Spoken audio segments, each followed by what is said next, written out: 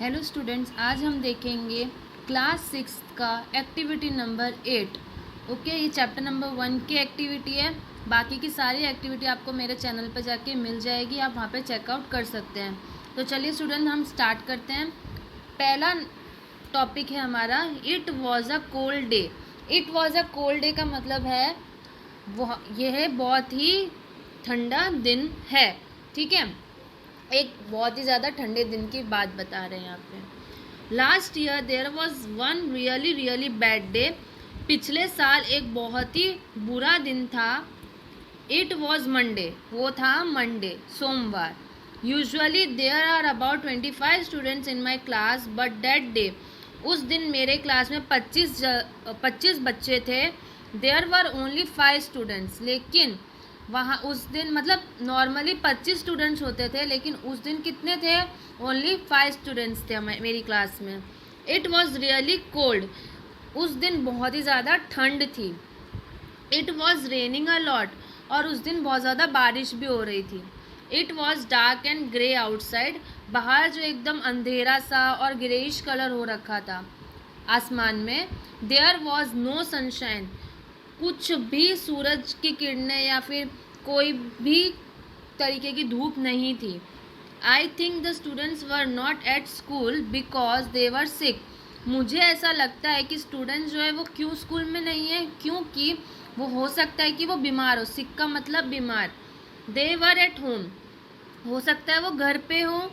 ठीक है, may be they were in bed, हो सकता है वो लोग बेड पे मतलब आराम कर रहे होंगे बिस्तर पे। Mister Joshi is our class teacher, mister Joshi जो थे वो हमारे क्लास टीचर थे। He is always at school, वो हमेशा ही स्कूल आते थे। He is never eight home, वो कभी भी घर पे नहीं रहते थे। घर ऑन मंडे तो वो कभी भी घर पे नहीं रहते थे। Last Monday was no different, पिछले मंडे को भी कोई डिफरेंस नहीं था। He was not at home, वो घर पे नहीं थे। He was in the classroom, वो कहाँ थे? क्लासरूम में थे। ठीक है students. And it was cold, और बहुत ज़्यादा ठंडी थी। He was not in warm clothes, और वो गर्म कपड़ों में भी नहीं थे। वार्म क्लोथ्स मतलब गर्म कपड़ों में भी नहीं थे। In fact all the students felt cold, बल्कि सारे ही स्टूडेंट्स को ठंडी लग रही थी। इट वॉज फ्रीजिंग, मतलब बहुत ज़्यादा ठंड थी। The school was like a refrigerator, school जो था वो फ्रिज के ऊपर का जो पार्ट होता है, उस जहाँ पे बर्फ़ जमाते हैं हम उसे रेफ्रिजरेटर कहते हैं ना, उसकी तरह ही हो रखा था।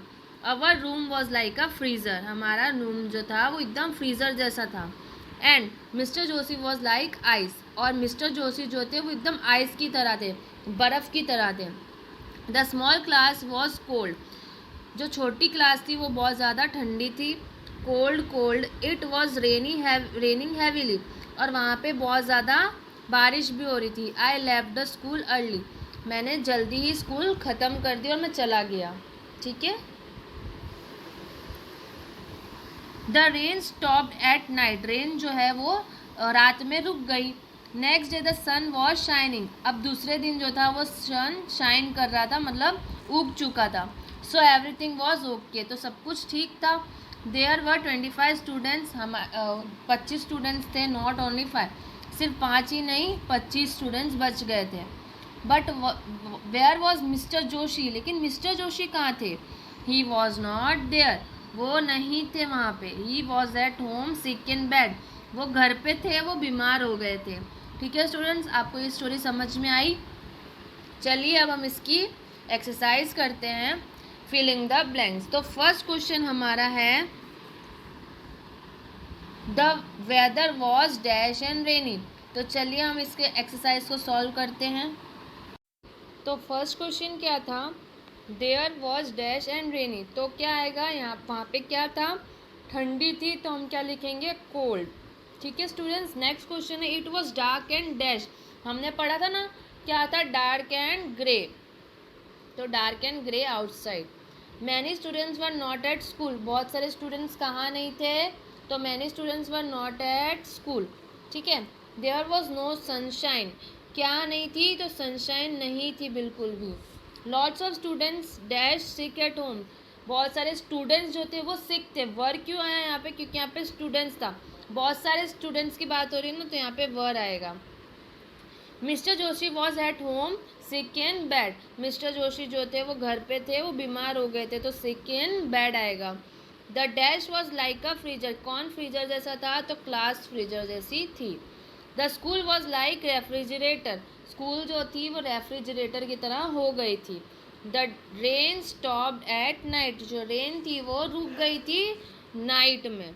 Mister Joshi was dash next day. Mister Joshi जो थे वो एट होम घर पे थे दूसरे दिन।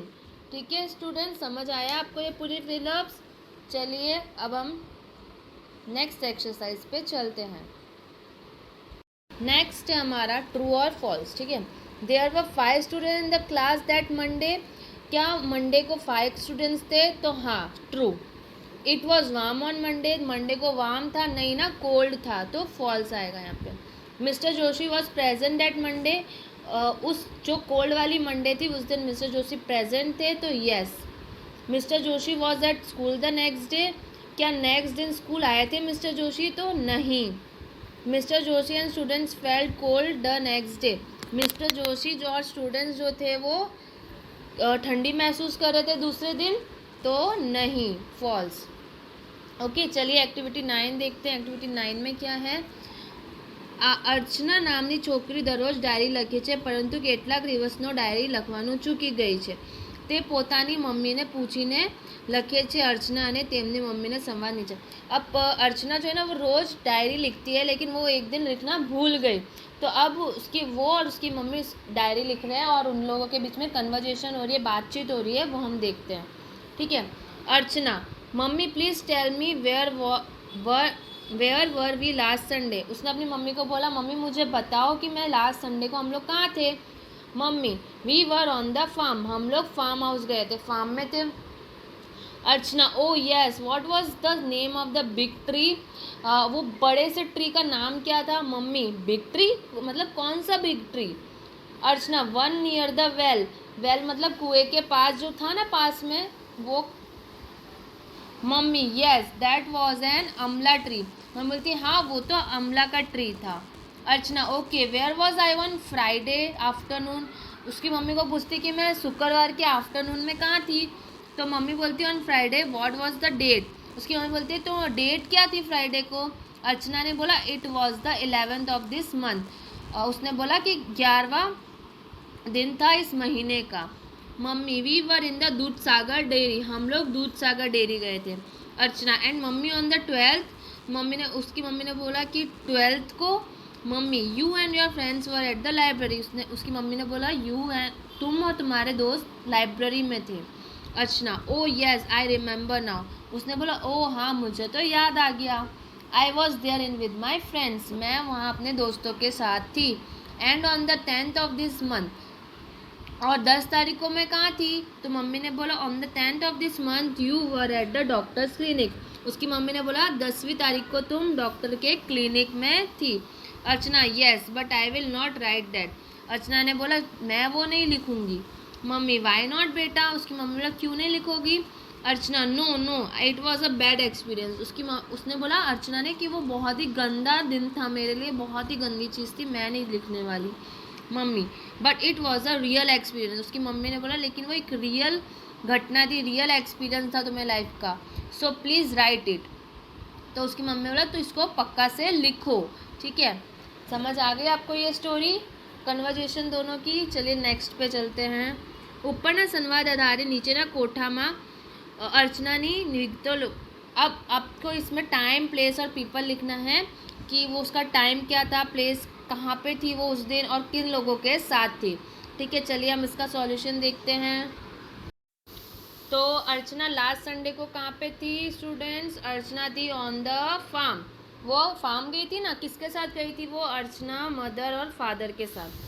फिर उसके बाद में फिर प्लेस इन द लाइब्रेरी को वो थी अर्चना सलीम और टीना के साथ। तो वो कौन से दिन थी हम लोगों ने कन्वर्जेशन में पढ़ा था, तो on 12th of this month, इस महीने की 12वीं तारीख को। फिर on 10th of this month वो कहाँ थी, 10वीं तारीख को वो कहाँ थी, तो वो डॉक्टर की क्लिनिक थी, हमने पढ़ा, तो एट द डॉक्टर्स क्लिनिक। ठीक है, वो किस किस के साथ गई थी? अर्चना मदर और फादर के साथ। फिर वो दूध सागर डेयरी कब गई थी, तो वो 11th ऑफ मंथ मतलब 11वीं तारीख को गई थी इस महीने की। किसके साथ गई थी, अर्चना मदर और फादर गए थे। ठीक है, तो ये हमारा एक्सरसाइज कंप्लीट होती है। आई होप आपको समझ आया हो। ठीक है, आपको कोई भी डाउट लगे तो आप मुझे कमेंट सेक्शन में पूछ सकते हैं, और नेक्स्ट एक्टिविटी हम नेक्स्ट वीडियो में करेंगे। तब तक के लिए थैंक्स फॉर वॉचिंग।